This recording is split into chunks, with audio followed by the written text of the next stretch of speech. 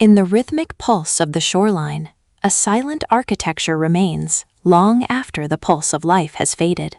A living mussel anchors itself with silken threads, its hinge a masterpiece of biological engineering and tension. The hinge is a gateway, guarding the soft mystery within against the crushing weight of the rising tide. But the sea is a place of hunger.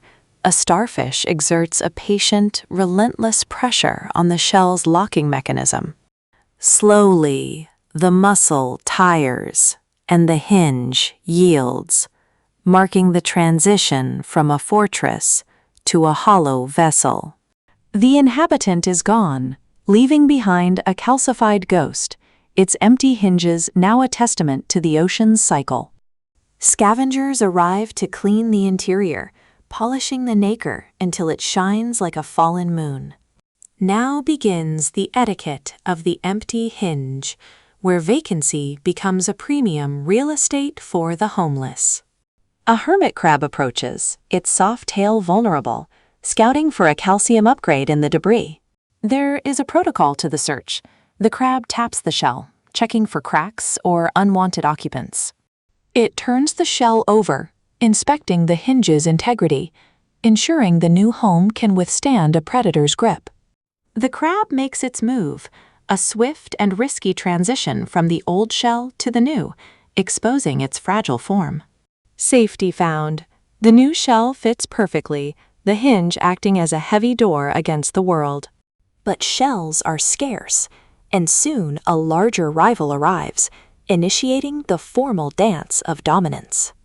They lock claws, a struggle over the architecture of survival, governed by the ancient laws of the tide.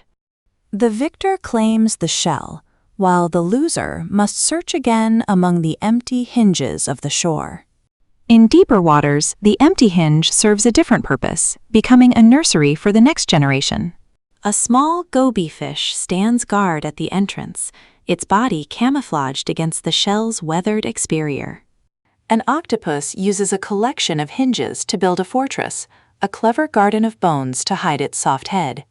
Every shell is placed with intent, a calculated arrangement of discarded lives to protect a living one. Even the smallest hinge hosts life, barnacles attached to the outer rim, filter feeding in the current. Sea anemones bloom from the calcium, their stinging tentacles turning the shell into a mobile minefield. The etiquette of reuse extends to the microscopic, as bacteria slowly dissolve the shell back into minerals. A winter storm surges, tossing the empty hinges into the air, a chaotic symphony of clicking calcium. In the aftermath, the beach is reshaped, and the hinges are buried beneath layers of heavy silt. In the darkness of the silt, the process of fossilization begins, a slow transformation from bone to stone. Millions of years may pass, the hinge remaining a blueprint of a life that once breathed in a different sea. Back in the shallows, a moon snail drills a perfect hole into a fresh shell, continuing the cycle of vacancy. The ocean does not mourn its dead. It repurposes them with a cold, beautiful efficiency. A shorebird picks through the debris, its beak a tool designed to find the weakness in the hinge.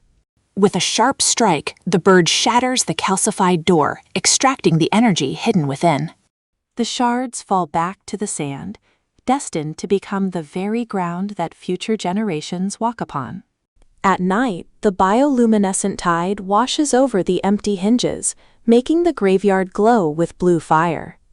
Each shell holds an echo of the surf, a resonance of the tides that shaped its curve and strength. The etiquette of the empty hinge is the etiquette of the earth itself. Nothing is wasted, everything is shared. From the deepest trenches to the highest dunes, the story of the shell is written in the language of calcium. As the sun sets, the shadows of the hinges lengthen, reaching out like fingers toward the incoming tide. The sea returns to claim its own, dragging the hollow shapes back into the blue embrace of the abyss. New life is already forming, building its own hinge, oblivious to the history it will one day leave behind. The cycle remains eternal, a silent dance of opening and closing, of life, and the beautiful etiquette of the void.